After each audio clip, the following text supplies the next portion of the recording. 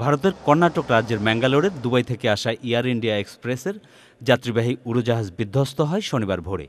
এতে আগুন ধরে গেলে নিহত হয় ১৫৮ জন যাত্রী। আর বেঁচে যাওয়াদের একজন বাংলাদেশের সাবরিনা নাসরিন হক সঞ্চিতা।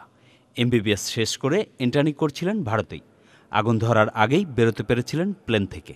আমার মনে হয় আমাকে কেউ আমার পিছন থেকে ছাড় দিচ্ছে বাইরে প্লেন থেকে, তাহলে আমি এখান থেকে প্লেন থেকে লাফ দিয়েছিলাম, কিন্তু আমার এক্স্যাক্টলি মনে নাই কিভাবে আমি প্লেন থেকে বাইর হয়েছি।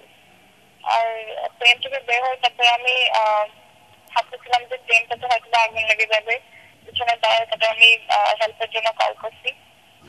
আর তারপর আমি পিছনে তাকাতে দেখি যে প্লেনটাতে আগুন লেগে গেছে আর অল্প অল্প বৃষ্টি হওয়া শুরু করছে।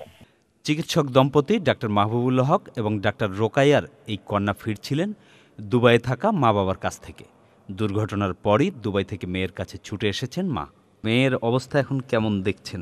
কপালে, মাথায়, তারপরে ডান হাতে, বাম থাইতে, তারপরে আমরা বলতে পারি যে সে স্টেবল আছে, কিন্তু সে এখনো আন্ডার ট্রিটমেন্ট আছে। বিদেশ যাওয়ার আগে ঢাকায় থাকত সঞ্চিতাদের পরিবার। মায়ের আশা পুরোপুরি সুস্থ হয়ে উঠবেন, অবিশ্বাস্যভাবে বেঁচে যাওয়া তাদের মেয়ে।